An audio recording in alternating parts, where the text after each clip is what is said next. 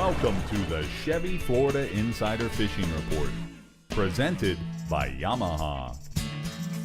Come one, come all to another week of the Chevy Florida Insider Fishing Report.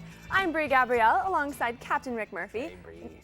Hi, Rick. And we have a great show for you tonight, and I know Dave Ferrell at the workbench has some great tips and tricks along with the ever so famous fishing swag. Very right, happy. Dave? Very happy. It's Blue Marlin night. They're happy. Marlin, Something you know Blue about Marlin. there, Dave. Well, a little bit. A little bit. Well, I know something also, Dave. You know what I I don't. know is that we have a birthday here in the studio. It's not mine, it's not yours. So guess who it is, Bree?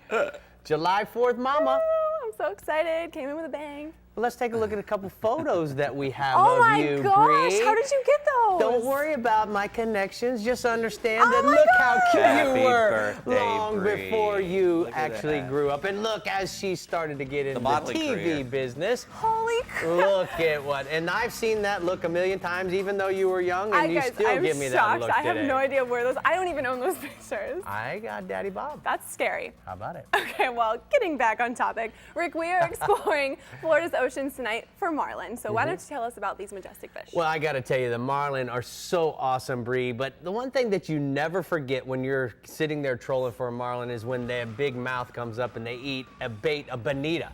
Certainly, the black marlin always has his pectoral fins sticking out. The blue marlin, the fins usually can be identified by his fins laying against his body. If I'm not correct, Dave, I'm sure will straighten me out. But we also have striped marlin, which they catch over on the Pacific coast. And I'm really excited for Dave that we're talking about one of his fishes tonight. This is his thing, right? This is his thing. All right. Well, starting off the thing, right, is Pat Deneen in the Panhandle region, where the saying, if you ain't first or last, comes into play, because your region is pretty much the best and #1 when it comes to marlin, right, Pat? Yes, it is. In fact, Bree, hey, happy birthday, and you and Grasshopper have something in common. Thank you. But yes, the Panhandle does have some of the best marlin fishing in the state for both blue and white marlin. Blues are caught every month of the year, although the best marlin fishing is definitely May through October. Typically, it involves a 40-plus mile run to get to the blue water, and currently it's a much further run, exceeding 90 miles. Good areas are the Spur, the DeSoto Canyon, Lloyd's Ridge, the Steps, and, of course, the deep-water floating rigs. Most crews are going to pull a variety of plugs and baits rigged on 300 to 500-pound leaders using 50 to 80-pound tackle. Popular lures are the Black Bart series, the Mold Crafts, the Todds, and 8 to 16-inch lengths. At the rigs, live baiting with bridle blackfin tunas or yellowfin tunas or big blue marlin or big blue runners are extremely productive. 1,000-pound blues have been landed, and it usually takes a 500-plus pounder to win a tournament. The Emerald Coast Blue Marlin Classic, weekend before last, there was 30-plus billfish caught and released. The Real Worthless with Captain Miles Colley, they swept the Blue Marlin division with a 538-pounder. It was worth just shy of $500,000. 3 weeks ago in the Biloxi tournament, the Iona Louise weighed an 843-pounder for the win. So we definitely have some big blue marlin in the northern Gulf. And there's a photo there of a nice lit-up blue marlin we caught on the out there by the Steps last summer. Hey, good job there, Pat. Hey, before we go any further on the offshore, I want to talk about the Navionics, and we got the sonar chart from Navionics. And the place that you're telling me but we're talking about is Pensacola. Now, 60 miles south of Pensacola, we have the Steps, and exactly what Pat was talking about. Now, what makes this place so good, guys, is that we have this updwelling caused from this pinnacle there, or the bump, or the drop-off. And so the one thing that Pat says is that you want to look for some weed lines that will gather up there on the top of the surface, and more importantly, where you get some current rips, and that's certainly going to attract the big blue marlin. So, Pat, what else do you have for us offshore? Yeah, Rick, staying offshore but moving definitely inshore. The king mackerel bite's been good throughout the Panhandle, and it's exceptional over in Panama City, Cape San Blas, and Pensacola. Off the Cape, fish for them in the clean water. We've got some good west winds, blowing a lot of really pretty water up on the Cape, and all those clean water areas are holding bait and holding king mackerels. In Panama City, fish the nearshore wrecks and artificial reefs in 55 to 75 feet of water. Circle the spot, slow trolling live baits on the surface or down deep behind a downrigger. If you go directly over the spot, the amberjacks are going to eat you up, but if you stay off on the fringes, you're going to get the king mackerels.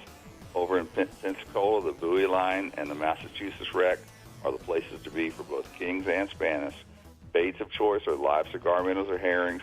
Rig them on a wire with a stinger hook, and the kings are running up to 30 pounds, but Captain BJ Teams in Destin, he caught one this past week that was definitely pushing 50 pounds. So the king mackerel bite is picking up very nicely.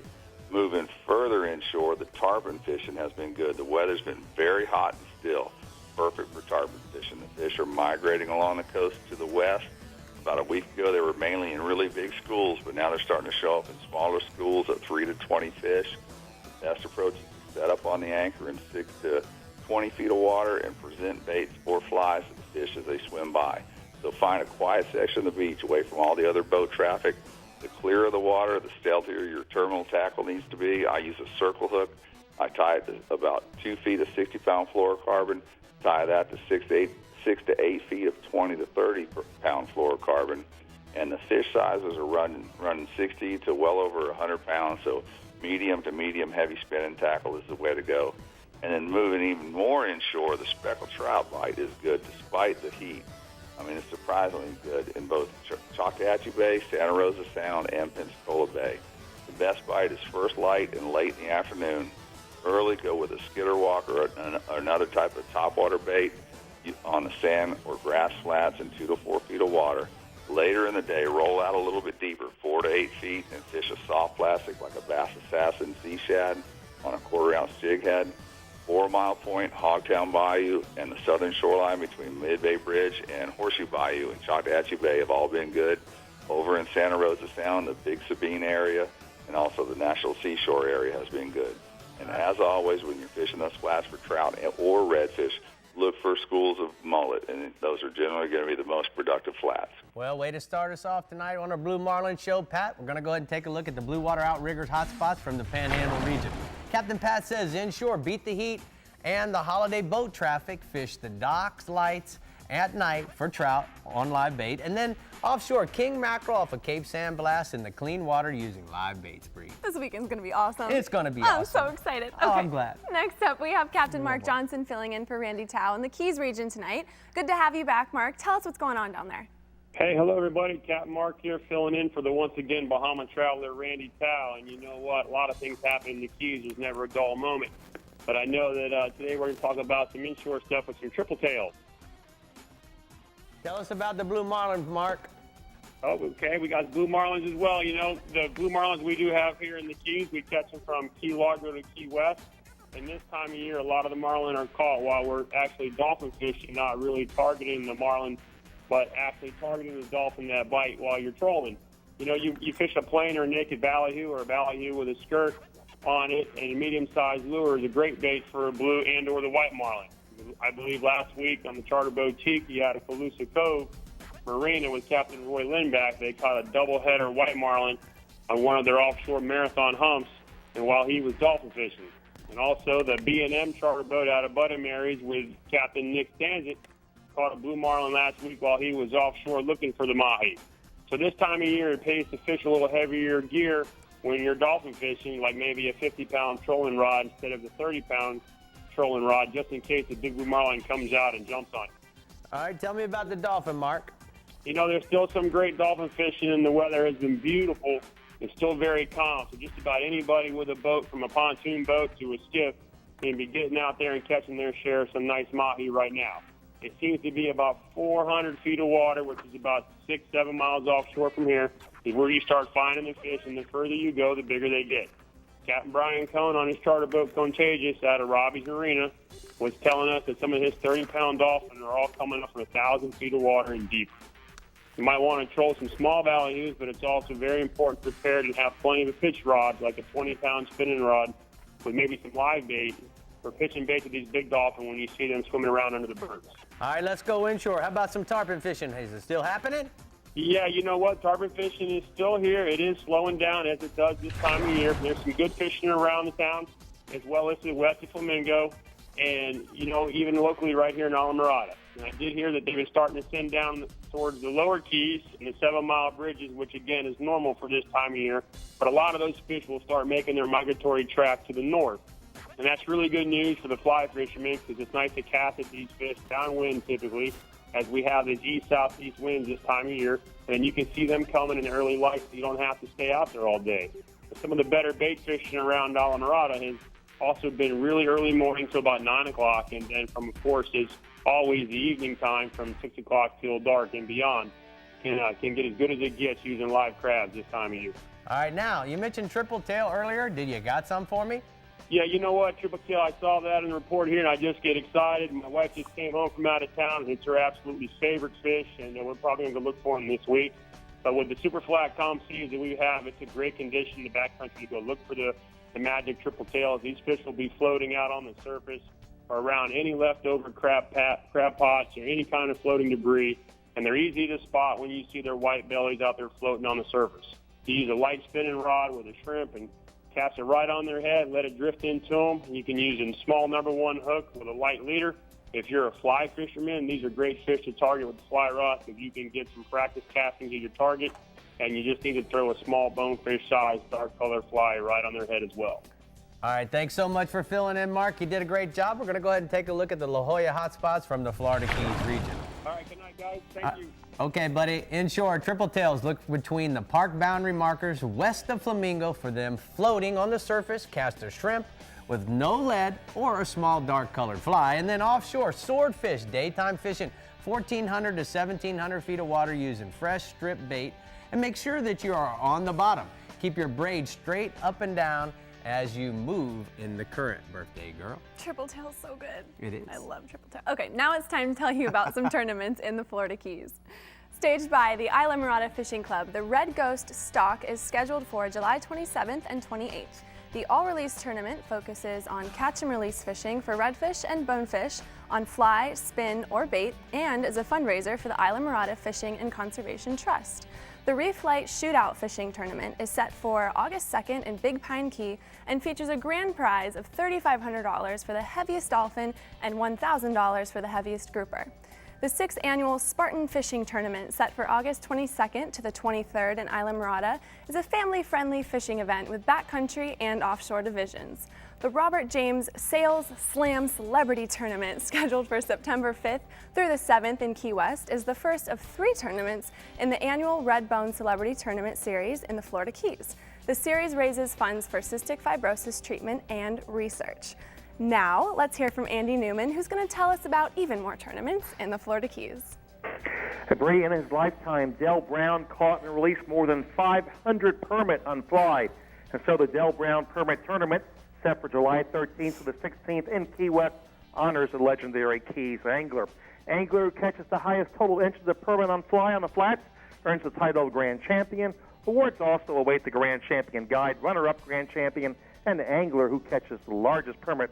More details at delbrown.com. And since this week's theme species is Marlin, it's most appropriate that we talk about the Drambuie Key West Marlin Tournament.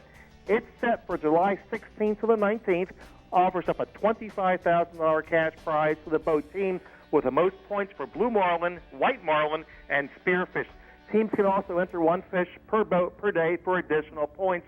Of course, the Drambuie Key West Marlin Tournament is staged in conjunction with Key West's annual Hemingway Days Festival. It's an annual event that honors Ernest Hemingway for his angling skills, his literary prowess, and fun-loving Key West lifestyle. Among events, the ever-popular Ernest Hemingway look-alike contest held at Sloppy Joe's Bar, even Key West's own Running of the Bulls. Much more details at keywestmarlin.com. Finally, Rick and Brie, you know the Keys are famous for other unique events.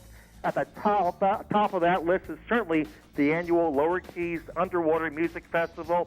It's Saturday, July 12th at Big Pine Keys, Lou Key Reef in the Florida Keys National Marine Sanctuary. This year marks the 30th anniversary of the Subsea concert with a 4-hour commercial-free broadcast right beneath the sea, courtesy of US 1 Radio. There's music specifically programmed for the underwater listening experience, as well as coral preservation public service announcements.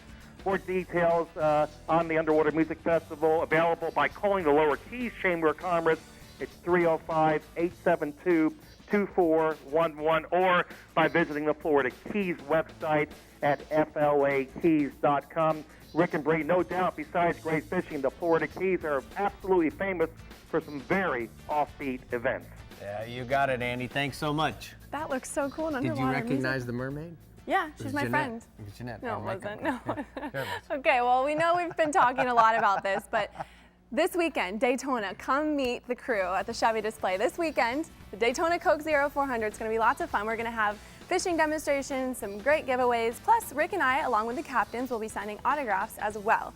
And don't worry if you don't have a ticket, because you won't need one to meet us. Isn't that right? That's right. That's right. Okay, well, speaking of tickets, last week we announced we were giving away 4 tickets to the race, and tonight, Who's the winner? who's the winner?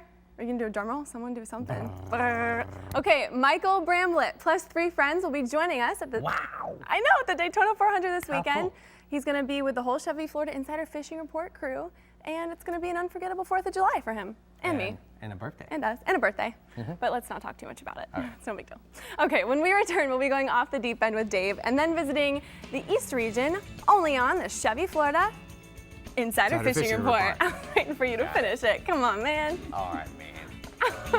The Chevy Florida Insider Fishing Report is brought to you by Chevy. Find new roads. Best parts, best prices. Bennett Auto Supply. Yeti Coolers. Wildly stronger. Keep ice longer. CCA Florida. The voice of recreational anglers for over 25 years. Contender Boats. Performance through innovation. Humminbird. Simply, clearly, better. And King Sailfish Mounts. www.kingsailfish.com. From safety to fuel economy to quality, today's Chevrolet has it all, and the Chevy 72-hour sale is a great time to buy. Now get 0% APR for 72 months on most 2014 Chevrolet models, plus 2 years or 24,000 miles of scheduled maintenance. 0% APR for 72 months and 2 years of scheduled maintenance. Hurry, the Chevy 72-hour sale ends Monday. Find new roads at your local Chevy dealer. Yamaha's next generation V6 4-strokes are changing the game. Mid-range power was awesome. Fuel, the burn, it's unbelievable. Couldn't believe the speed and the fuel economy is pretty impressive. I mean, I couldn't believe the power. It was like it was more like doing a quarter mile on a drag strip. And them things are like, it's a whole nother game. So I made the switch. Experience the difference for yourself during the Yamaha Discover V6 Offshore Demo Tour. See why we call it the Game Changer.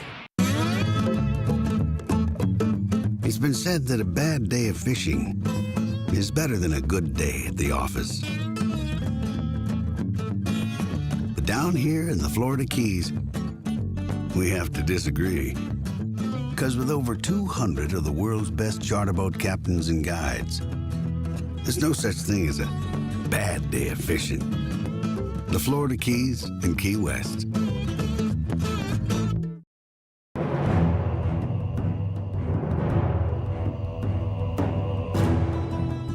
Continuing the revolution. Faster, drier, even better built. Designed around Yamaha's latest technology outboards. Still built by the same craftsmen and anglers who launched the Bay Boat Revolution. Whether chasing world records, or time on the water with the family, or anything in between, there's a new Pathfinder model for you. Pathfinder, #1 for a reason, still.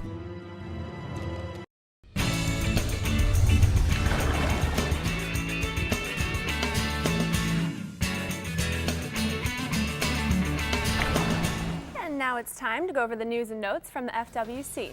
America boating courses are going on across the state. July 19th, we have a kids fishing clinic in Palm Coast.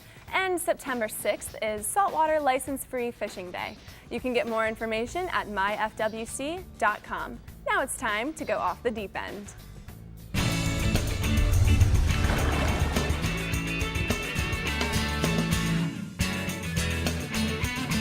We're over here at the Jägermeister workbench and hummingbirds off the deep end. Dave, we are really talking about one of your favorite fish, and that's certainly the blue marlin. So let's just start in the northeast region and work our way south. Tell me a little bit about what I need to know. Well, if you're going to be fishing for marlin in Florida, northeast was a good place to start. That has probably the second best marlin fishery in the state. Up there, you know, you have to go a little ways to go. Probably want to go to the 27 fathom curve to start fishing there. It's going to be around 60, 65 miles before you start fishing. But there's really good blue marlin out there. And what I would do there is I would start pulling lures. You know, start off the day with some Moldcraft wide ranges. a lure that goes straight in all kinds of weather and can be pulled at any speed from 4 to 15 knots, because you want to cover ground. And the Northeast is a place where you want to cover ground to catch your marlins. So just put 4 lures out and drive around till you see something good. If you see something good, then you slow down and you put your baits out, your dead bait lure combos, and slow down to 6 knots if you're in a good spot. And then, from there, from the Northeast, going further south, say from like Jupiter to Miami, there's some bonita schools that sit outside a lot of those inlets down there, Lake Worth and Jupiter and Fort Lauderdale Inlet. There's a bonita schools that hang out there in the summertime. If you catch one of those little decent-sized bonitas, and while you're fishing for kingfish and everything else on the kites, you put that little bonita out. If you fish every day that you can, and do that during the summer, you're going to catch a little blue marlin, and probably a little white marlin. 300 pounders. Yeah, what you're thinking about? Yeah, exactly. And you can use up to a 10-pound bonita and still catch a 100-pound blue marlin on it. So put a bonita out and you'll do the same thing. Now down in the Keys, you got the guys who are catching a lot of them on ballyhoos out in 400 feet of water trying to catch dolphins. But if you really want to target them, you got to go out to the wall. You got to go out to 1,000 feet of water and pull lures again, because this is a place where you're not going to get a ton of bites. So you're going to go up in size, Dave, for marlin in the Keys, or are you going to stay small? I would stay smaller size again. About as big. This is about as big a lure as I would pull, and that's a jet. It's not going to do anything. It's just going to be a dish rag back there. So you want things that don't swim around a whole lot and are small enough that a blue marlin of any size, or even a white marlin, will jump on it. Now, a white marlin will jump on this bait just like a blue marlin will. And this has a big silhouette in the water when it's pushing along, so it'll attract that big blue marlin too. So I think it's probably safe to say southwest, central, west, northwest. You got to run out so far. It's not something that we should take time to talk about. So let's talk about the Panhandle, for Apalachicola to Pensacola. Again, to fish up there, you're fishing against a lot of really good people, and to be a good marlin fisherman in the Panhandle or the Gulf of Mexico or anywhere else for that matter, you have to be good at all 3 deals. You have to be good at pulling lures. You have to know when to pull lures, and in the Gulf of Mexico, you'll pull lures until you see something good, a weed line, a fish eating, something that tells you that, hey, that might, or you start getting little white marlin bites on your bigger lures. Hey, I got to slow down and put my baits out now. So you slow down and you put out, dead baits, your dead ballyhoos and whatnot, and you try to get as many white marlin bites and big, mackerels or whatever to get your blue marlin bites. If you see a blue marlin eating something, if you see a blue marlin tearing up a school of tunas, that's when you get your live baits out.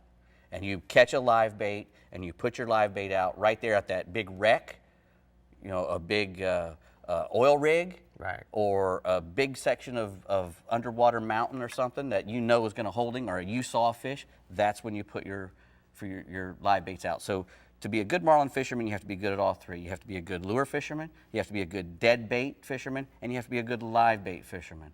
And in Florida, it's pretty easy to do all 3 of those things in one day, because we have readily available bait, we have plenty of lures obviously, and good dead bait. So good job. It's not the best place in the world to catch a blue marlin, but we have the chance in Florida, and a lot of places don't. And it's time to move on. So Bree, take us away. Wow, Dave is totally in his zone. Okay, now on the line is Captain Mike Holliday, whose East region is great for marlin fishing because they come in to feed on the bonita that move in during the summer months, and I am too familiar with bonita. Tell us more about it, Mike. Bree, Dave almost pretty much covered it. Yes, June, he July, did. and August are the top months for marlin fishing in my region, mostly because of the abundance of bonita offshore. And there's 2 ways to target them in my area: low troll with live bonita, or troll, large lures or rig baits out deep. The Gulf Stream comes in close to shore off Palm Beach County, so you can really target blue marlin, a mile or so off the beach. The best area seems to be off Lost Tree Village. That's where it's popular to troll up some smaller bonita on feathers, bridle them to a 12-0 hook, put them out back, on 80 or 130-pound tackle, even 50-pound tackle, and slow troll them around the bonita schools.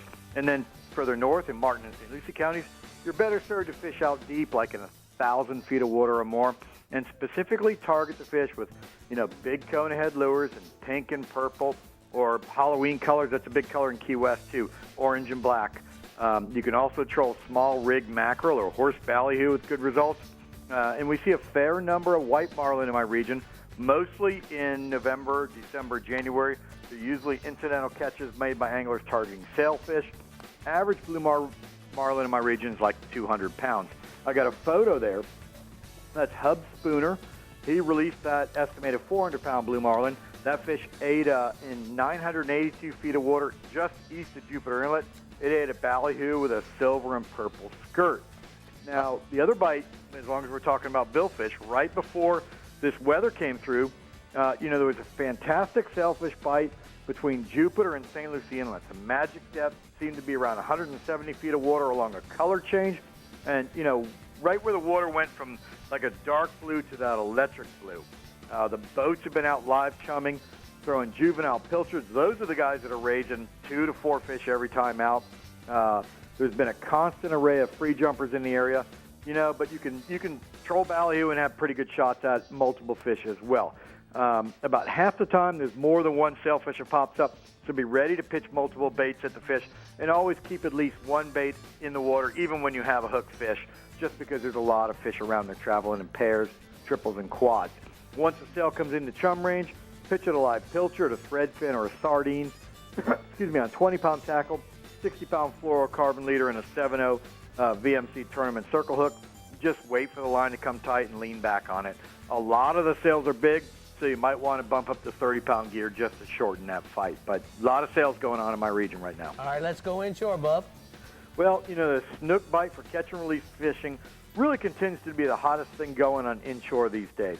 Whether you're fishing the piers, the beaches, or the inlets, there's a good presence of snook in the area as the fish move out of the rivers for the summer spawn. The beaches are lined with schools of juvenile threadfin, sardines, and pilchards, as well as some croakers and mullets. So there's a pretty wide variety of food options. That means, you can grab a cast net and a 5-gallon bucket and get all the bait you need to throw right now, or you can throw lures and flies, particularly in low light conditions or on cloudy days. And, just remember snook are structure-oriented. That's why, like the Lake Worth and Juneau piers, they hold big schools of snook, as do many of the beachfront rock piles and rocky jetties around the inlets. For lures, like a copper juice or Houdini-colored saltwater assassin on a quarter-ounce jig head are pretty hard to beat. Lipless crankbaits, they'll work really well. Basically, anything that looks like a pilchard or a threadfin will work. As a rule, the smaller snook are tight to the rocks. The larger fish are out in the open water. Average for snook right now is 8 to 12 pounds, but there are some big fish in the mix, and I got a photo there just to give you an idea. I know, Brie, you love these fish. That's 12-year-old Jackson DeBellis. That's a big St. Lucie Inlet snook we caught this weekend on Saturday on the outgoing tide. So plenty of snook around right now. The other bite, the push of migrating tarpon moving north along the beaches is pretty much almost over. We'll probably get 4 or 5 more days of it, and then it'll be done.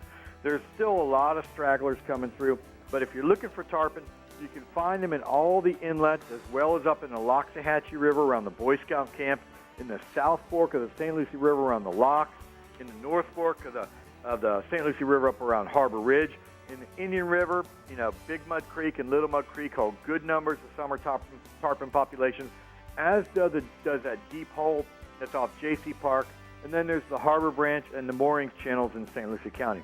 Target the fish with live mullet, either soak behind the boat in a moving tide or by slow trolling them up on the surface using your trolling motor.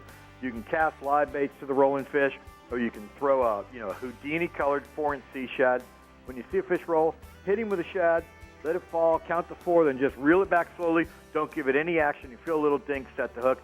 Average tarpon in my region is going to be 30 to 80 pounds. All right, let's go bass fishing, Mike. Give me a report. Well, despite the small algae bloom that's been taking place in Rodman Reservoir, the bass fishing's been on fire in north central Florida. I was talking to Sean Rush at FloridaTrophyBass.com, and he told me, basically the temperatures have been so hot, so the key is to find fast-moving water. So places like Cypress Bayou area, of the river, have that faster, thus cooler water that the bait and the bass are looking for.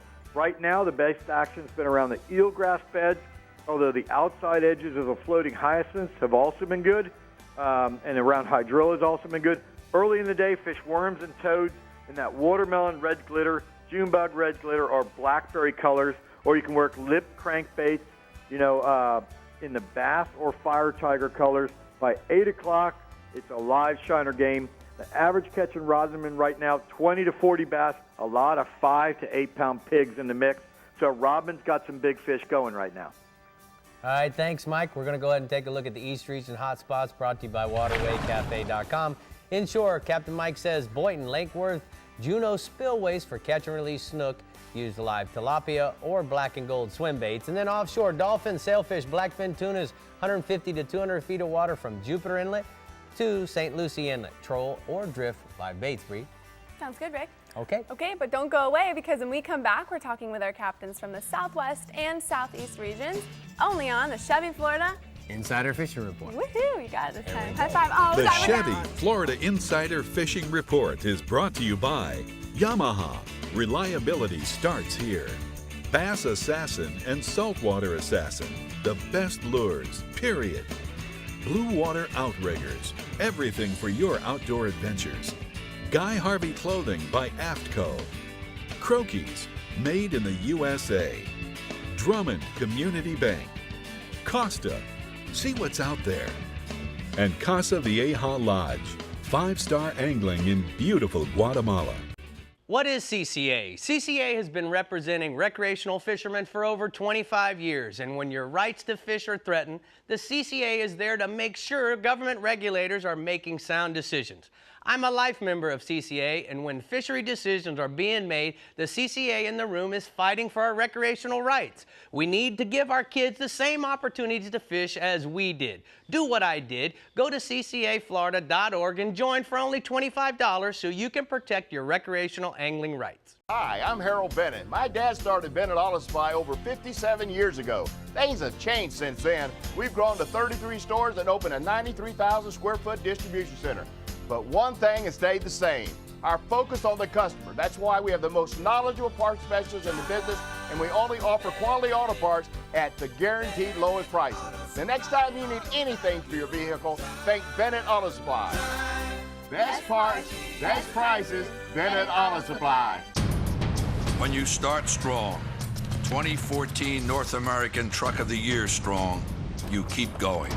Introducing the new Chevy Silverado Heavy Duty with an available 765 pound-feet of torque, best-in-class conventional towing, and over 100 billion miles of real-world Duramax and Allison experience on the road. Strong just got stronger. Chevrolet, find new roads. Welcome back to the Chevy Florida Insider Fishing Report. And with me is Kristen Salazar, the owner of Casa Vieja Lodge. And Kristen, we're talking about this new promotion we're going to have for the next month. So let's talk about it, what we're going to be doing. Yes, we are giving away a trip to Casa Vieja Lodge down the Pacific coast of Guatemala with you guys, you and 12 of your captains. One lucky winner, you sign up on ChevyFloridaInsiderFishingReport.com. We'll make it down there and experience all that we have to offer. Now, speaking of what we have to offer, now, what are we talking about that we're going to be fishing for? Down there, we get a lot of sailfish and also marlin. The boats down there, we're averaging 20 releases per day per boat. Fantastic, calm waters. It's great for the novice angler, for the older angler, all year round. Beautiful lodge we have down there. Now, what about the anglers? Do we have, is it for novice anglers, expert anglers? Anybody can go. Anyone can go. There's so much opportunity there for the amount of sailfish that we have that we can afford to make mistakes. And our captains are so patient and teach your kids, teach teenagers. Anyone can learn how to catch one on the fly, on the spinning rod, conventional. We really do it all down there. What size boats? We have boats, 6 modern boats, classic sport fish. We have 6 of them. Yeah. We have Merritt, we have a Rybovich, we have 2 game fishermen, a Stoppler, all classic 37 to 40 foot boats. That sounds awesome. Now, is everything included in the giveaway? Yes, everything's included. You buy your airfare, we pick you up there at Guatemala City, take you on down to the lodge. We have all gourmet meals. You catch a dorado or tuna there on the boat. We cook it up right there for you on the boat. Have fresh burgers, some tuna, some ahi poke. Now, if somebody doesn't want to go, what else can they do? Is there any other adventures they can experience? If you don't want to go fishing, we do have a beautiful pool. We have Antigua. You can go look at volcanoes there. You can take a helicopter ride. Awesome. Or even roast marshmallows up there on the volcano. That sounds so awesome. Yes. Again, the way that guys are going to find out about it is we're going to go to the Chevy Florida Insider Fishing Report website, And then we are going to actually look at the Facebook page, and guess what? Sign up. It's going to be happening. So, guys, go right now. Trip of a lifetime. Yeah, it is. Thank you so much for being here. Bree, of course. Where are we going next? Gosh, Kristen, I want to roast marshmallows on a volcano. That sounds amazing. All right, now we're going to say hi to Captain Ron Houston from the Southwest region with all the info on what we'll be biting this holiday weekend. Well, Bree, like always, hope everybody enjoys the 4th of July weekend, and please be safe. But you know what? The weather we're having right now, the permit. You want to concentrate on the permits right now from Turtle Key to Gordon's Pass, concentrating on fishing wrecks anywhere from about 5 to 15 miles out. Now you can do this by either setting up and or anchoring, waiting for the fish to come by, looking for them on top, or watching your bottom finder, or simply drifting across the structure with crabs out the back of the boat. Also fan casting bucktail jigs in orange, chartreuse, or brown while anchored or while drifting, tipped with shrimp. Some reports have indicated drifting has been working best due to the hot water temps and the abundance of sharks on the structure. Also, a couple weeks back, the fish were loaded on top of the structure, but now it seems these fish are on the outskirts. Things have changed. Fish have been averaging right now 15 to 35 pounds and have the opportunity to be caught with the nice weather. Also on the offshore side, the cobias. I'm going to concentrate right now from Redfish Pass to Wiggins Pass, 15 to 25 miles out, fishing most noted structure. Now, this is a run-and-gun bite, setting up on top or just off the structure, just like the permits. Look for these fish on your bottom finder, but the difference here is you want to be using large live baits such as pinchfish, grunt, herring, artificial swim baits 5 to 7 inch, and a variety of chugging lures. Make sure that you got these chugging lures with good split rings and hooks, bucktail jigs tipped, and artificial eels have been working. For whatever reason, these fish seem to be a little further out than they have been. Right now, the fish are averaging anywhere from 20 to 45 pounds. Now, as we go on the inshore side, the redfish. Captain Jesse Hill of Outgoing Charters reports Fakahatchee Bay to Chokoloskee Bay, concentrating on fishing mangrove shorelines in the last half of the incoming, so the first half of the outgoing has been producing well, using popping corks with shrimp or bucktails tipped with ladyfish strips. Up in the north end, you want to concentrate fishing Galt Island to Cat Key on the early morning outgoing, also fishing mangrove shorelines using live pinfish, cut ladyfish, and mullet have been working as the tide gets lower in the northern end. Silver and gold spoons have been working over potholes or mullet schools. And on the southern end, I've got a picture of a little boy I just took out by the name of Jackson, never caught a redfish in his life, had the opportunity to fish with me, and on the first cast, that was his first redfish. Also, a little further to the south, you want to concentrate on the trout. Lossman's River to Turtle Key, concentrate on grass flats or edges on the lower stages of the tide. Plenty to be caught, no need for shrimp. Artificials have been working great. Topwater plugs, suspending hard baits, root beer grubs and quarter-ounce jig heads, or the Bass Assassin Oval Quick Cork with chicken on a chain, Mama's Chicken, or Sexy Shad, all have been working. There is no problem getting a limit by simply drifting. Once located, use any type of anchoring device that you have to stay in place. Fish are averaging anywhere from 15 to 22 inches. And I got a special picture of Gooby. I'd like to close with this picture of my old faithful friend. I lost him after having him for 13 years. Appreciate the support I've received over the last week. And you know what, Gooby? One day I'll see you at the end of that Rainbow Bridge. All right, bud. We'll see you later. All right, we're going to go ahead and take a look at the Florida Outdoor Experience hotspots from the Southwest region. Inshore, Spanish mackerel, beaches and passes from Fort Myers to Gordon Pass. Fish bait pods and diving birds using silver spoons and bucktails. And then offshore, red grouper, Marco to Sanibel, 95 to 110 feet, using fishing on the hard bottom using bucktails, pinfish, cut squid, herring, and sardines. And boy, that Gooby got me. Oh, Ronnie. I love Ronnie. Okay. Switching gears, in the Southeast region where Captain Jimbo Thomas is, they don't even have to try to catch marlin, and it just happens, right, Jimbo? Oh, yeah, it's really simple. We just throw a bait out there, and they jump in the boat. Yeah. Well, you know, actually, we would catch more marlin here in the Southeast region if we actually fish for them. Most of the marlin are hooked while fishing for mahi or other species on tackle that's usually a little too light to handle a 200-pound-plus fish. But when we do target marlin, the lightest tackle that we would use is 50-pound test. Now, you can catch them on lighter, obviously, but 50 or even 80 is what I like, so I like to have the odds in my favor. Now, most of them are caught on trolled or rigged baits and lures, But, we got to troll them, and we fish out in the blue water in depths of 1,200 feet or more, although it's not unheard of to find them in shallower water. Now, with both baits and lures, we like to use 300-pound monofilament leader, 9.0 to 12.0 hooks, and the hook size depends on what size bait you're using. And we troll anywhere from 6 to 10 knots, and the faster speeds are being with the lures. Now, there are two types of fish in the ocean. We got marlin and marlin food out there. So when you're out at the top of the food chain, you eat whatever you can get your lips on. So it's not uncommon for a marlin to come up in a school of bonita or dolphin. So it's always a good idea to keep a big rod with the right leader and hook standing by for when one of those marlin does come up. If it comes up, put a dolphin on there, drop it back there, and hopefully you catch a marlin, or put a bonita on there. But this is the time of the year when most of the blue marlin are hooked, mainly because of the amount of baits that are being fished offshore in search of mahi. So everybody's out there searching for mahi offshore where the dolphin live. In the wintertime, we're fishing more on the edge. But we can catch them year-round. There's also the occasional white marlin caught along the edge of the Gulf Stream on live baits that are intended for sailfish. The white marlin average 60 to 80 pounds. They can be handled on standard sailfish tackle. But when a blue marlin grabs that lighter tackle, generally the only thing you see is his tail as he's going away from you towards Cuba, I guess. But I got a photo here.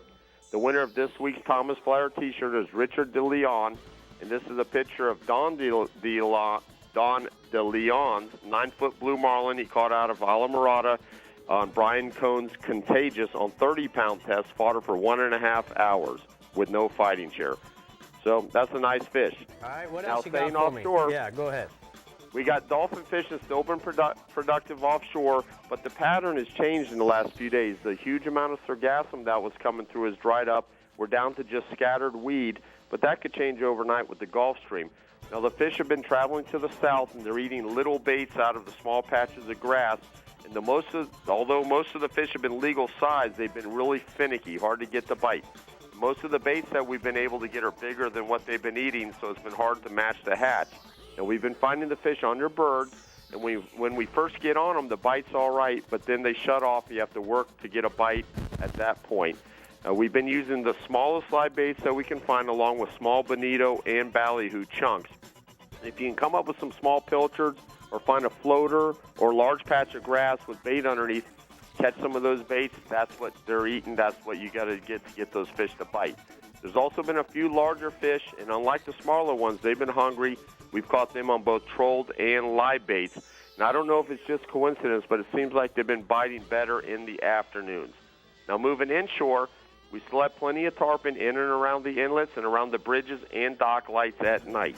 In the inlets, look for rolling fish or mark them on your depth machine, then drift live crabs through the area. There's also been good amounts of tarpon along the beaches adjacent to the inlets. And it's also a lot easier to fish off the beaches with the calm weather that we've had, and you don't have the boat traffic and the current that you have to deal with if you're fishing inside the inlets themselves.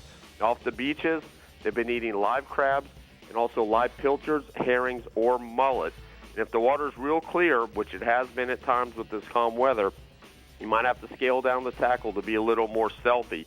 Don't be afraid to go down to smaller circle hooks and fluorocarbon leaders as light as 30-pound tests to get bites. Around the bridges, fish live or artificial baits along the shadow lines on the outgoing tide. And these same fish that are around the bridges at night, they migrate to the deeper holes in the bays as the sun comes up. They can also be caught on the live baits or crabs early in the morning and even throughout the day. Now, I got a picture here. This is Jose Bravo from Colombia. He scored a goal, I think that's soccer talk, with his first fly-caught tarpon. He was fishing with our good friend Captain Joe Gonzalez. All right, hurry on the peacock bass, Jimbo. You got it. We're going way inshore. We're going to go with peacock bass in the lakes and canals of South Dade. You know, with all the hot weather, the peacocks have been biting like crazy. The key is to find the bait, and the peacocks won't be far behind. They've been feeding on schools of small minnows, so you want to fish small baits to match the hatch, just like with the mahi. And if you want steady action, live baits are the way to go. Bring a cast net along and net your own bait, or buy some small shiners. Otherwise, cast small rapalas in chartreuse or blue and silver, or quarter-ounce DO8 Terrorize. And there's no need to get an early start because these peacocks bite best in the heat of the day, and the bite can get exceptionally good right after the passing of one of these afternoon thunderstorms. Thanks, Jimbo. We're going to go ahead and take a look at the hot spots from the southeast region. And Captain Jimbo recommends inshore, look for the tarpon in the deeper holes off of the ICW and the bays, drift live crabs throughout the area. And then offshore, look for the birds working over the schools of mahi offshore and cast small live baits to them, Brie. All soccer talk. Way too soon to talk about soccer talk. I Okay, you're probably all getting ready for the best holiday in the world tomorrow, if I do say so myself. But sit tight, because when we return, we're going to see what new products Dave has for us. USA. Oh, USA. yeah. Check out the Northeast region, only on the Chevy, Florida Insider Fishing Report. You're so cute, Dave. The other day. Such a model. The Chevy Florida Insider Fishing Report is brought to you by the Florida Keys and Key West. Come as you are. Hookup Lures, premium lures for serious anglers. FWC, the Florida Fish and Wildlife Conservation Commission. Guy Harvey, artist, explorer, marine scientist, conservationist, diver, and fisherman. La Jolla Resort, a place for family and fishermen. Maverick Boat Company, makers of premium boat brands, Maverick, Hughes, and Pathfinder. Navionics, we start where the road ends. It's 200 streamlined horsepower of Yamaha forward thinking. The all-new F200 inline 4-stroke. Whether you're an offshore angler, pontoon cruiser, bay boater, or walleye hunter, the responsive and fuel-efficient F200 combines amazing power and versatility in one incredibly compact and lightweight package. The all-new F200. Legendary Yamaha reliability and the freedom of forward thinking. You know there's more to it than luck. There's fishing the right bait, the water temperature, the wind, the season, and then there's the boat. We'll put it simply, the boat matters. To own a Contender is to own the best sport fishing boat on the market, period. Contender offers the most comprehensive model range with bigger, faster, and more fuel-efficient boats than the competition. There's only one choice for serious anglers. Contender Boats. Performance through innovation. Oh, there he is. Hey, you! Yeah. Fat boy, you can't get none of this. Look at me. I got moves. I go land, I go right, I go left again. Watch it. Oh, there it is. Psych! I'm so erratic, I don't even know where I'm going. Come on, Chubby Cheeks. Come on, Bucket Mouth. Come get some of this. I can do this all day long. Look at me. Watch this. Come on. Your mama's so fat that she can't get out the fish net. Ow! All right, I'll give you that one.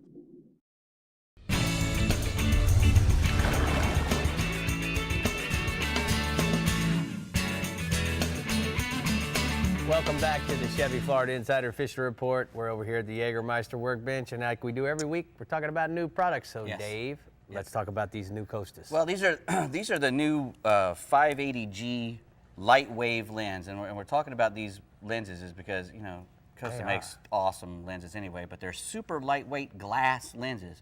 A lot of people use plastic lenses now. Costa even uses some plastic lenses, and they're good. They're really good, but glass lenses are always going to be a little clearer than plastic, even the best ones. Right. And these new light wave G 580G glasses are really. Those are actually the Tuna Alley, and I got those in Cat Key fishing for tuna when Costa sponsored a little Cat Key tournament over there, and those were perfect for spotting tunas. Really lightweight polarized glasses. Pretty stuff. Yeah, and here we have a whole bunch of new colors. I just dropped my pen. Whole bunch of new colors from Bass Assassin.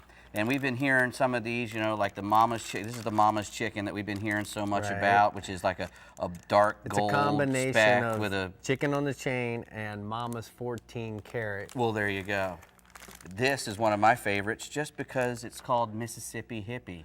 Now, I don't even know if that's it. I don't Look even. at this color. I'm not even sure if there is such a thing as a Mississippi Hippie in real life, but there's definitely one here now with the green. It's really cool. We've got the Meat Hook, which is it's another shade of green, a light green, which I really like a light green. This is the one I like, Dave. We're using this. I've been using this in the park for the last few days, and it's called Smokehouse. Smoke Wagon. Smoke Wagon. Yeah. Look at that. If that ain't sexy, Come on. Come on. You like that one, huh? Look at that. I kind of like the rainbow shad. My personal favorite. Oh, now you're going to go. Is come on. Come on is my rainbow shad. I think in that's a 4-inch dye dapper. That's very nice right there. All right, so what else you got for us, Dave? Well, I got a little bit of some Columbia stuff. You know, I was down there in Keys for a Columbia event, and I was in this shirt, this very shirt, I was covered from head to the tail here in dolphin blood. No. And in this very shirt. This very shirt. This very shirt. And I rinsed it off real good with saltwater wash down right when it happened, and I did wash it afterwards. But there is not a stain of blood on these Columbia PFGs with the Omni Freeze. When you sweat, it makes everything cooler, and the zipper pockets, really nice buttons on here. In their shorts, these are their new shorts. What I like about these are obviously your size. Yeah, they're big. They all come with a little come with a little sunglass cleaner in them. They also have buttons that are plastic snaps, so they won't rust, which is always a problem if you have metal ones. And if you have a button, the buttons always pop off because you're getting fat like me, and you stretch these things out, and then the button gives.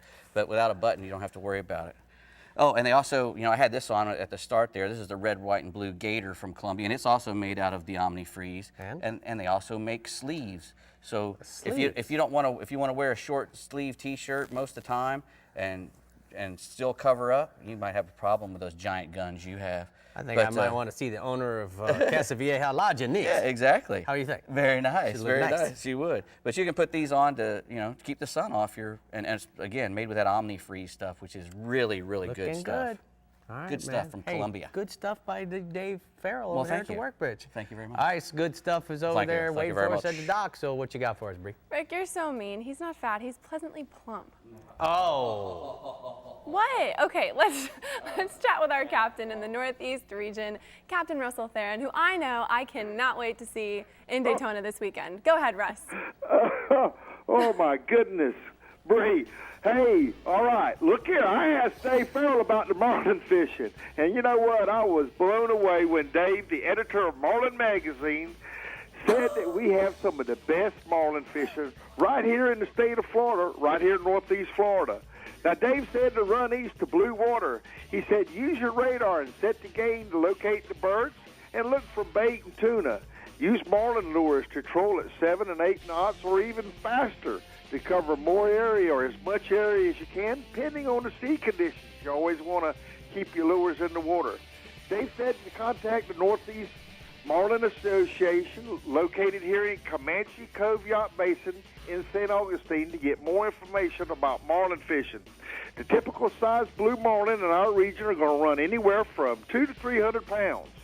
Now, staying offshore, we got some great king fishing that's been going on, and July is the best month of the year to fish for kingfish here at nearshore and offshore. Captain Dennis Goldstein with Hot Fun Charters out of St. Augustine.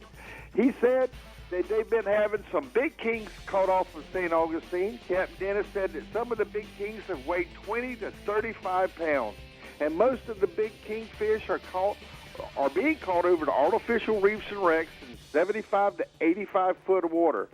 Most productive way to catch the big kings is by slow trolling live baits like pogies and big mullet, big blue runners, big ribbon fish. Now, you can do this by trolling them on the surface, or you can use downriggers to fish the middle of the water column or troll near the bottom. Typical size kingfish is running anywhere from 10 to 25 pounds. I got a great kingfish photo of Tommy Cole with a great kingfish that he caught. This 34-pound kingfish, a smoker, that he caught with Captain Dennis Goldstein. Now, that's how you get it done with Hot Fun Charters. All right, moving inshore, Rick, I want to talk about the flounder fishing, the summer flounder. Rick Burrows and Elaine Salem are the owners of the bait shack at the Volano Beach Boat Ramp, and they're getting their fishing reports firsthand from the fishermen returning, back to the boat ramp. Now, Rick said that summer flounder fishing has been the best that he's seen in a long time. He said the flounder are ambush predators that feed primarily by sight.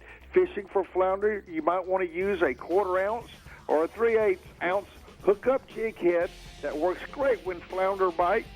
and bumping the bottom over much of the area as you can to make your bait more visible. Now, you want to tip your jig with a live mud minnow or maybe a live fingerling mullet. Most of the flounder are being caught around the oyster beds or alongside bridge and dock pilings, where they have an underwater slope between 4 to maybe 12 foot. And don't forget, the bag limit for the flounder minimum size is 12 inches and only 10 flounder per person. Typical size flounder going to want 1 to 3 pounds. Also, we've been catching some good reports on puppy drum again. Throughout the region, the bottom fishing works best to catch the puppy drum in the same locations you would catch the big adult drum during the spawn in the spring.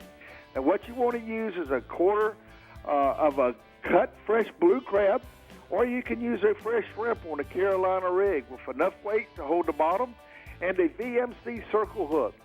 The reason that the puppy drum are a targeted species is because they're so very good to eat. They eat much better than the older adult drum that come inshore to spawn in the spring.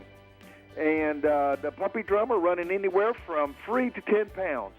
And just a note, become a CCA Life member. Join CCA Florida today. All right, good report from the CCA Northeast region. Russell, we're going to go ahead and take a look at the hot spots and see what Captain Russell says we should do this weekend. Inshore, fish flounder with mud minnows or fingerling mullet near the oyster beds, bridges, and dock pylons in 4 to 12 feet of water. And then offshore, catch kingfish over the reefs and wrecks in 75 to 85 feet of water by trolling live baits on the surface or go down on a downrigger. Sounds good. Okay, Yankee Doodles. You like that? Don't get distracted because we have 2 more regions coming up with firecracker reports from firecracker captains. Stay with us. The Chevy Florida Insider Fishing Report is brought to you by Chevy, find new roads. Alukai, fit by nature, crafted by hand. Best parts, best prices. Bennett Auto Supply, the Florida Keys and Key West. Come as you are. Rapala, catch the latest at Rapala.com. Startron, cures and prevents ethanol fuel problems. And Yamaha, reliability starts here.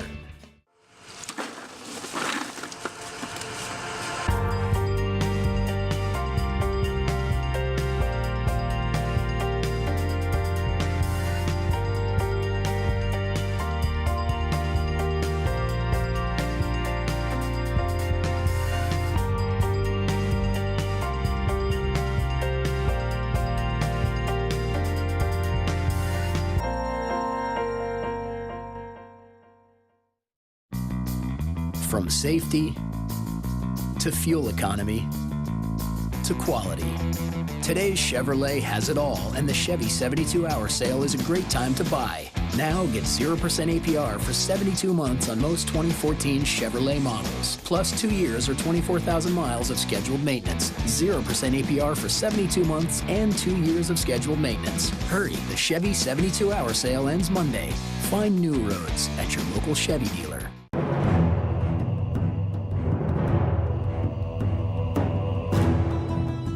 Continuing the revolution. Faster, drier, even better built. Designed around Yamaha's latest technology outboards. Still built by the same craftsmen and anglers who launched the Bay Boat Revolution. Whether chasing world records, or time on the water with the family, or anything in between, there's a new Pathfinder model for you. Pathfinder, #1 for a reason, still.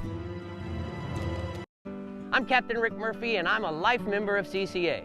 Why am I so involved with CCA, you ask? Because I want our fisheries to be in better shape for my kids and their kids. CCA is working to ensure the future of recreational fisheries and the rights of recreational anglers.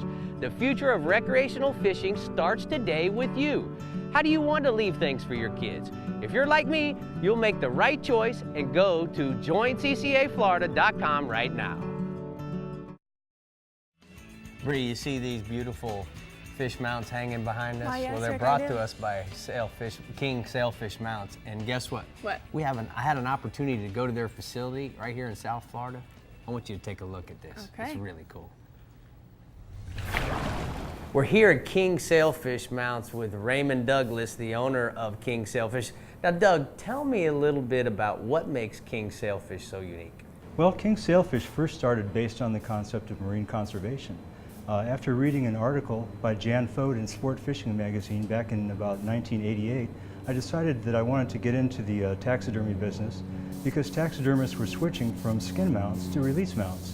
And I was always very much into conservation at the time. Now, Doug, as I walk around the halls, not only do I see an array of beautiful sailfish in a bunch of different sizes, but I saw some stations that really paid attention to detail. Well, that's all very important. You know, we put in fire enameled pupil eyes that are very, very lifelike with different colors that are found in the eyes. Many of our fish have open gills, but what it's really all about is the painting. And that's where we really concentrate. That's where we put our effort, and the focus of our work is on the painting, to try to make the fish look exactly like the angler's catch. So if a guy catches a fish and he really likes the color, good example, maybe a redfish with multiple spots, he sends you that picture, can you duplicate that? Oh, of course, of course. In the early days, hardly any fish were produced with accompanying photos, but nowadays almost every fish we produce comes with a photo from the angler of his actual fish. And we're able to take characteristics that we find in those photos, such as the spots on a redfish or the colors found in a dolphin, and duplicate and reproduce those colors right on the mount. Really cool. So if a guy is interested in buying a mount for his wife, for his kids, or even for himself, how can he go about that, Doug? Well, you can go online and order at kingsailfish.com. It's really easy to order online. It just takes a few clicks. Or you can call our office and order direct. In either case, we'll ask for a photo of your fish if you have one available. If there's not one available, we'll use our own reference photos of the most colorful fish found in the same location where your fish was caught to do the final painting. Well, there you have it, from the fish man's mouth. And if you were interested in getting it, just go to King Sailfish and get all the details that you might need.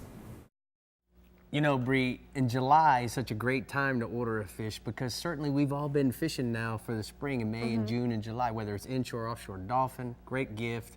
Little tarpon, great gift. So guys, call up King Sailfish and get you one right now. Yeah, that looked really neat. Great artist. Yeah, man. All right, when you hear the phrase far out, you might not think of Marlin, but our captain from the Central West region, Jeff Page, does, because to catch a Marlin, you're going to be far out. Ha! Tell us more about it, Page. You know, we have a Marlin bite here in the Starbright Central West region, but it's similar to our swordfish bite I was talking about last week. Be ready to burn some fuel. Captains Will and Nick Froelich of the Double Nickel out of Sarasota are telling me to start right there at that same depth, about 1,200 feet, work your way out. And they like to fish around the moon, Rick, a few days before and after that full moon and new moon. And they look for temp breaks or bait shows on their machine. But more importantly, they say they look for current. Anywhere there's current, they're going to fish that over structure on the bottom. They like to troll black barts or marlin magics, or they like to troll natural baits like rig ballyhoo or squid. Look for the marlin bite to continue through the summer months till September. And I've got a nice photo that the boys from Double Nickel sent me of a marlin they got last season. All right, go ahead, Bub. Tell me what else. Day 3 of the gag grouper season is in full swing. It opened on the 1st.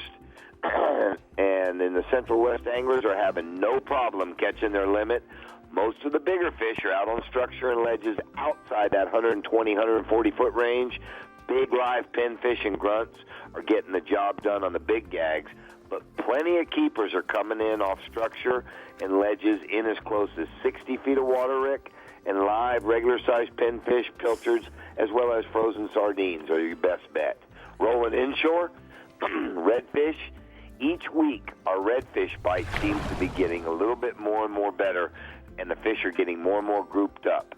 The afternoon rains and the big push of hatch bait that are coming in on the flats are making the redfish feed on these bait schools. And the winds are down, and when the winds are down, it's not hard to find the push of fish up on the flats. Pay attention. Sometimes it's a few birds hovering, but then you're going to see the fish either push or hit bait or a mixture of both. Don't be surprised if you catch a few jacks or bluefish mixed in with them.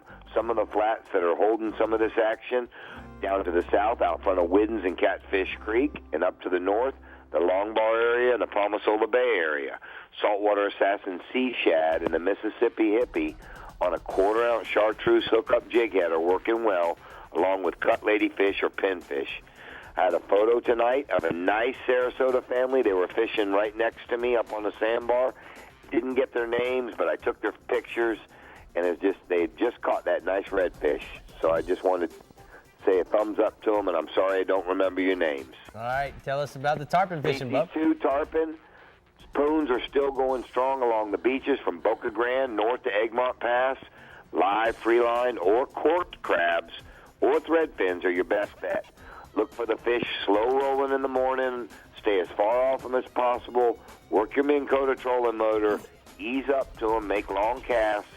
Later in the day, you can anchor up along the beach with dead threadfins or shad, or on the back edges of sandbars and passes, same way. Look for the full moon next week to trigger a big go down on these tarpon as the season starts to wind down. I've got a nice photo of our Braden and young lady angler, Chasten Whitfield, and her crew with a nice tarpon they got last week on a crab during the afternoon outgoing tide. All right, good report, Jeffrey, from the StarTron Central West region.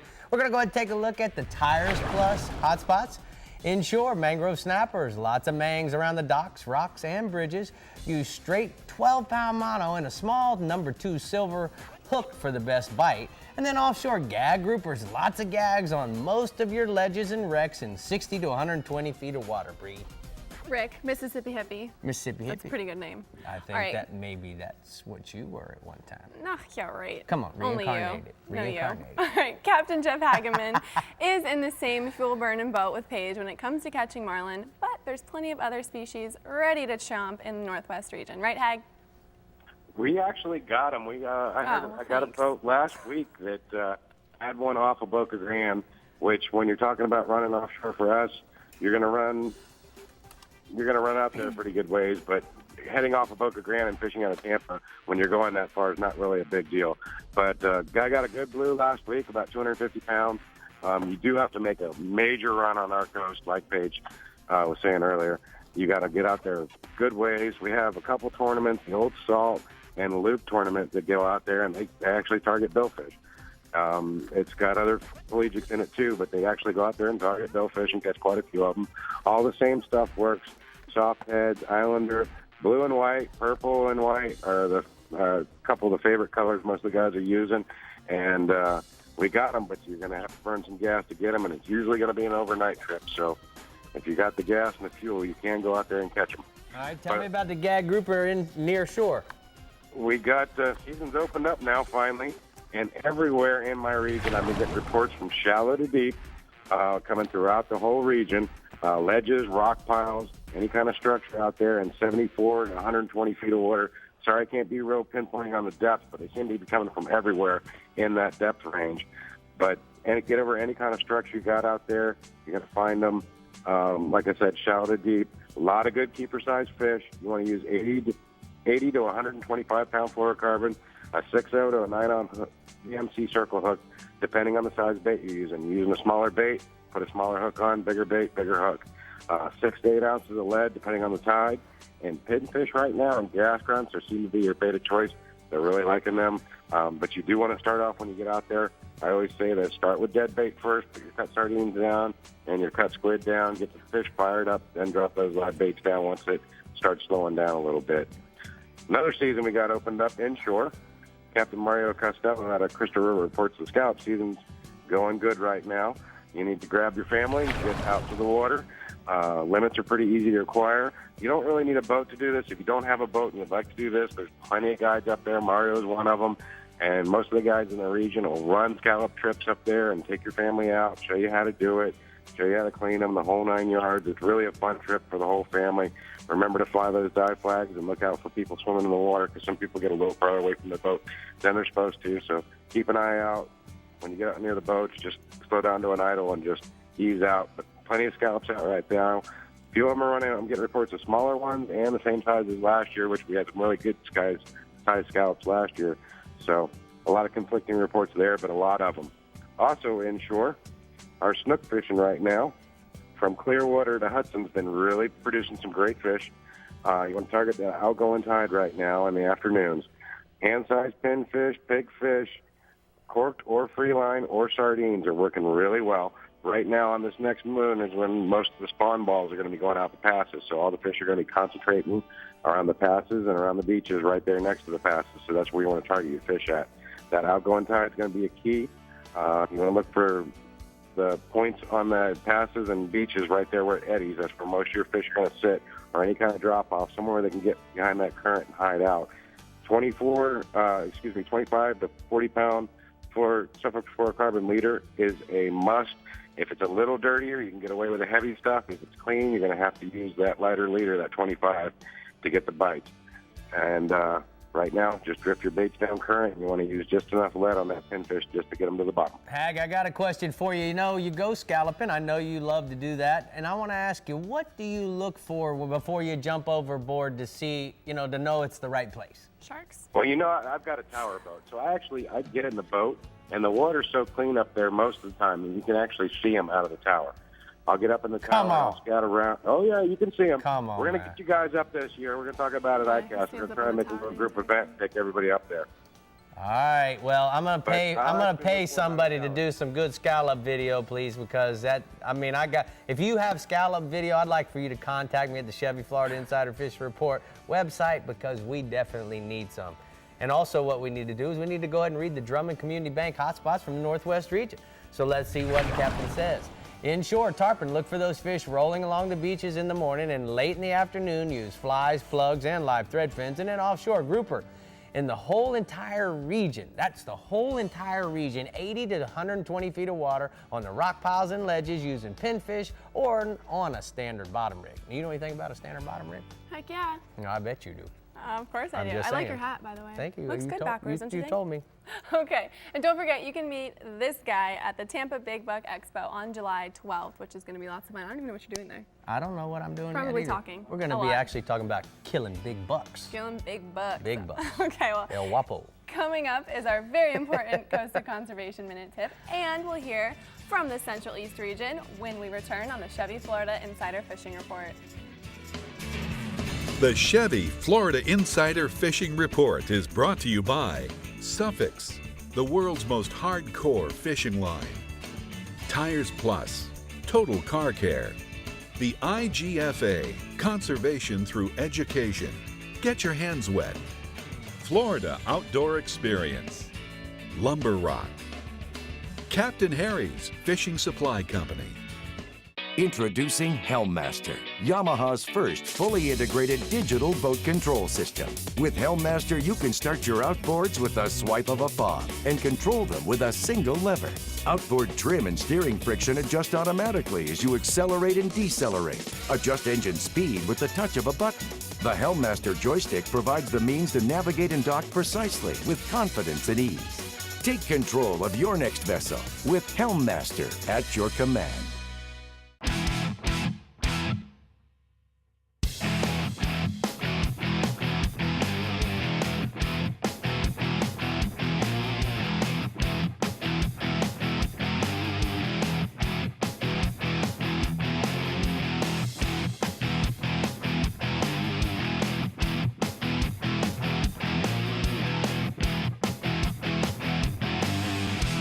Casa Vieja Lodge, Guatemala. StarTron is a multifunctional fuel additive that uses enzyme technology. StarTron cures and prevents ethanol fuel problems.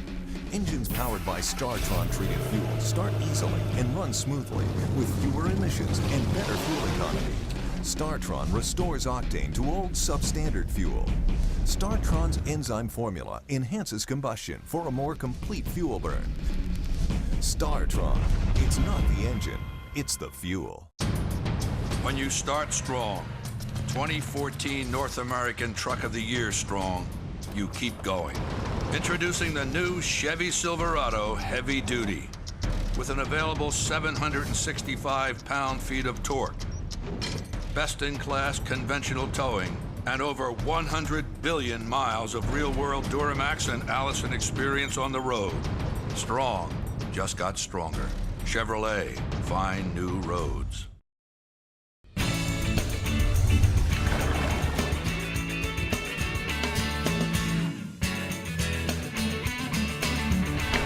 With all the limits and restrictions on a variety of species, both inshore and offshore, it is more important than ever to help ensure the fish we release survive to fight another day.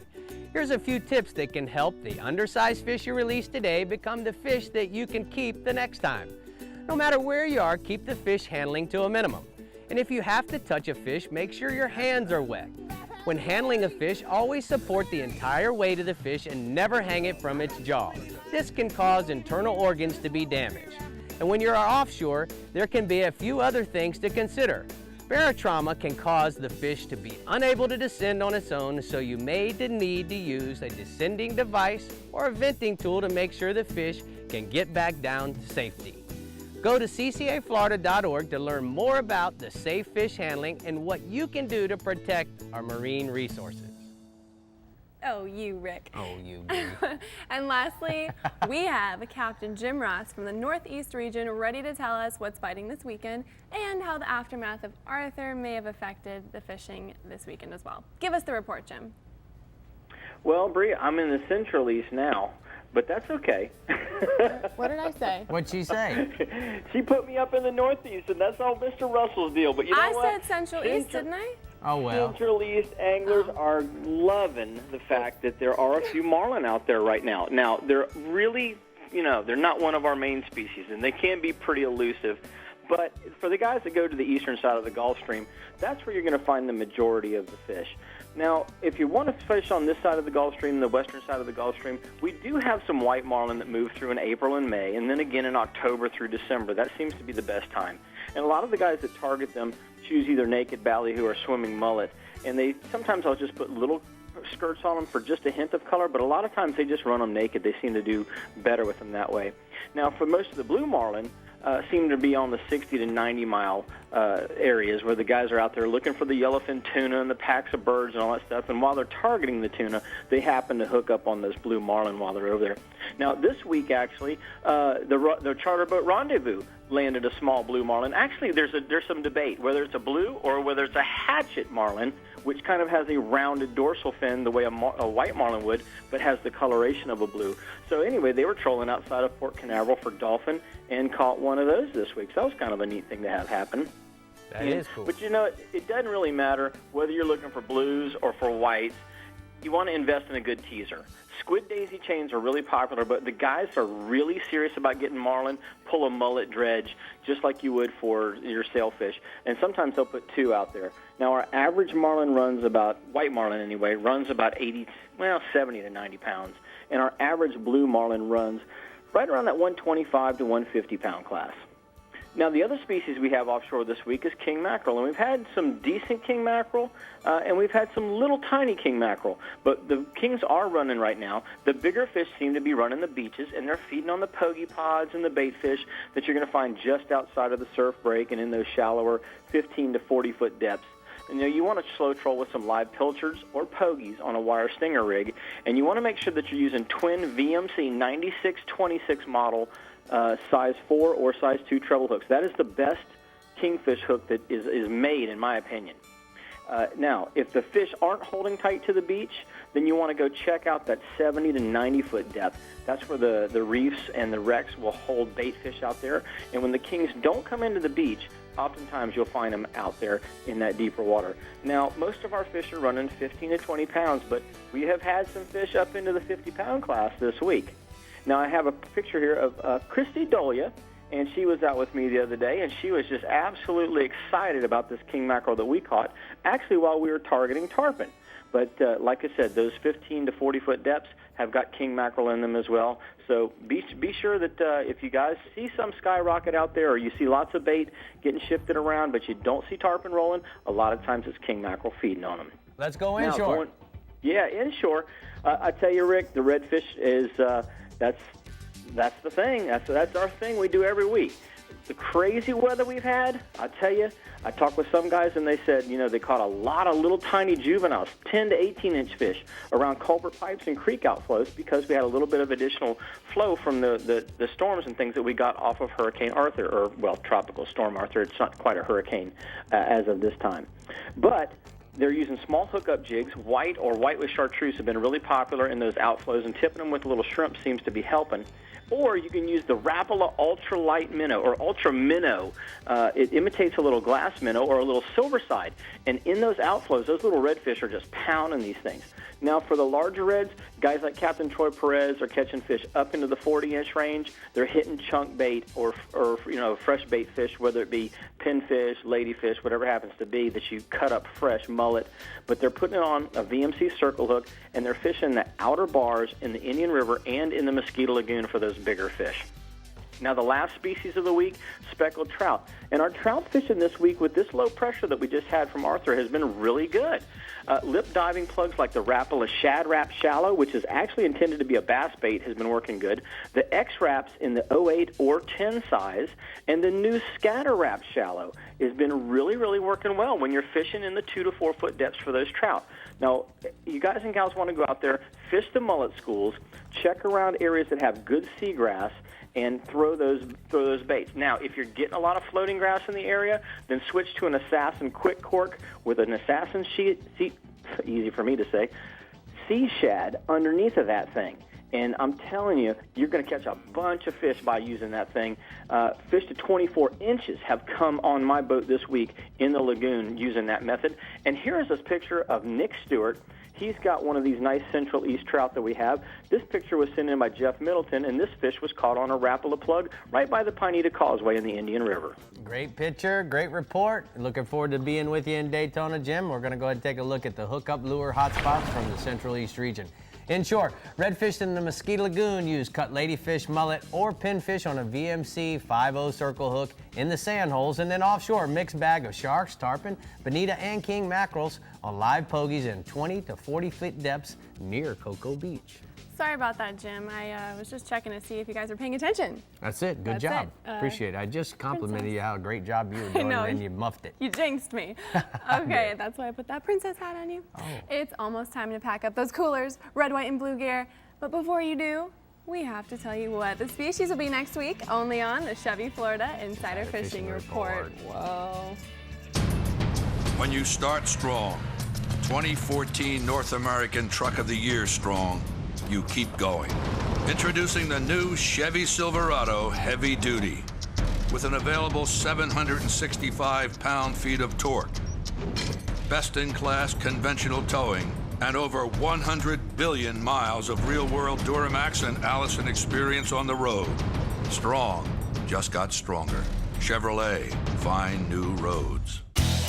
It's 200 streamlined horsepower of Yamaha forward thinking. The all-new F200 inline 4-stroke. Whether you're an offshore angler, pontoon cruiser, bay boater, or walleye hunter, the responsive and fuel-efficient F200 combines amazing power and versatility in one incredibly compact and lightweight package. The all-new F200. Legendary Yamaha reliability and the freedom of forward thinking. It's been said that a bad day of fishing is better than a good day at the office. But down here in the Florida Keys, we have to disagree. Because with over 200 of the world's best charter boat captains and guides, there's no such thing as a bad day of fishing. The Florida Keys and Key West.